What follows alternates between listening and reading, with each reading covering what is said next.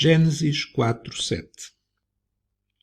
Se bem fizeres, não haverá aceitação para ti? E se não fizeres bem, o pecado jaz à porta, e para ti será o seu desejo, e sobre ele dominarás. Estas palavras foram dirigidas por Deus, pelo próprio Deus, a Caim, filho de Adão e Eva, primeiro filho de Adão e Eva. E Deus chamou a atenção de Caim para que ele não guardasse no seu coração ressentimento contra o seu irmão Abel,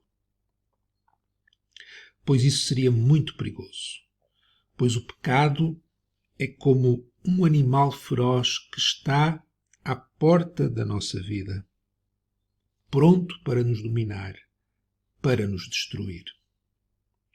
Assim, precisamos de entender que Deus quer-nos aceitar. Se bem fizeres, não haverá aceitação para ti ou remissão para ti. Então, Deus tem este propósito de nos recolher, de nos remir, de nos aceitar. Foi isso que ele disse a Caim. Mas a segunda coisa que precisamos de entender é que o pecado, ele tem um desejo. Ele deseja dominar a nossa vida. Ele é como o tal animal feroz que nos quer destruir, que quer colocar o seu desejo sobre nós. E em terceiro lugar, precisamos de entender que nós é que temos de dominar o pecado. Sobre ele dominarás. Essa é a nossa tarefa, dominarmos o pecado e não ele nos dominar a nós. No entanto, sabemos que todos falhamos nesta relação com o pecado. Mas graças a Deus por Jesus Cristo, porque ele, apesar de em tudo ter sido tentado como nós, não pecou.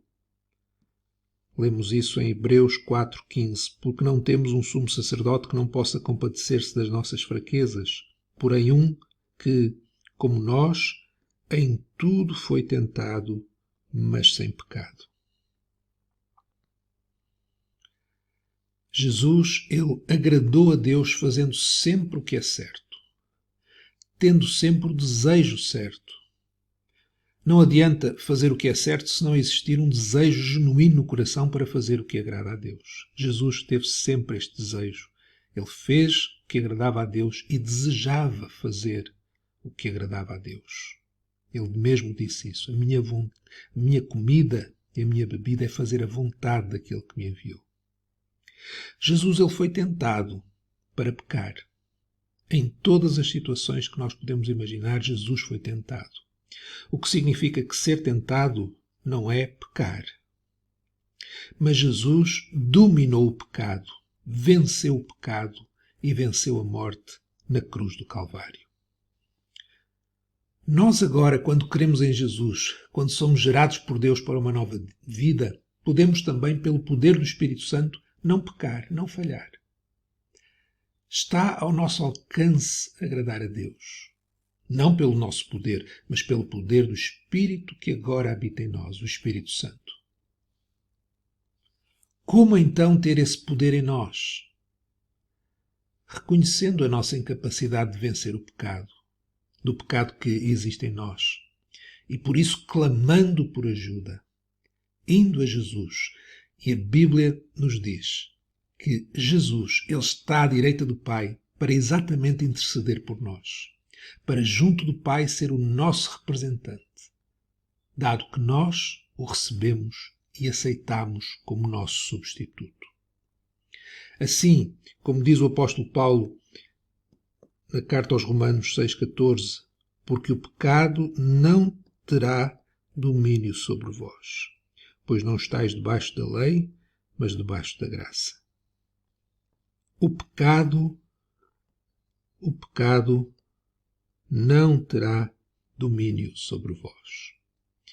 Com a abolição da escravatura, por exemplo, nos Estados Unidos da América, os escravos não tinham mais que obedecer aos seus senhores.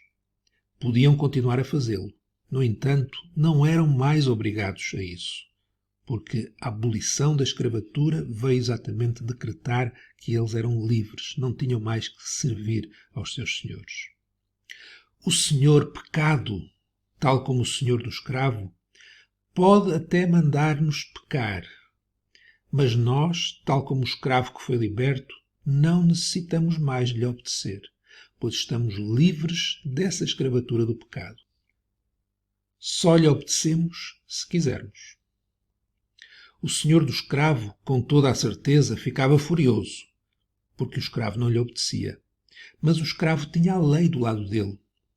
Assim, nós também não necessitamos de apresentar os membros do nosso corpo como instrumentos do Senhor pecado, como diz o apóstolo Paulo em Romanos 6,13. Nem tampouco apresenteis os vossos membros ao pecado por instrumentos de iniquidade, mas apresentai-vos a Deus como vivos dentre os mortos e os vossos membros a Deus como instrumentos de justiça. Como podemos então ter a certeza que o pecado não terá mais domínio sobre nós? E a resposta está neste verso. Não estamos debaixo da lei, mas estamos debaixo da graça. A lei e o pecado andam de mãos dadas. A lei e o pecado andam de mãos dadas porque a lei foi dada para que o pecado ficasse manifesto, fosse visível. Por outro lado, a graça anda de mãos dadas com a justiça, com aquilo que é reto, com aquilo que é justo. Isto é, quem está debaixo da graça não tem que viver mais debaixo do reinado do pecado. Se nascemos de novo, estamos livres do domínio do pecado. A nossa relação com o pecado não é mais a mesma que era antes de Jesus passar a ser o Senhor da nossa vida. Por isso, a palavra de Deus nos diz, nos manda, nos encoraja a não mais viver no pecado, mas na justiça.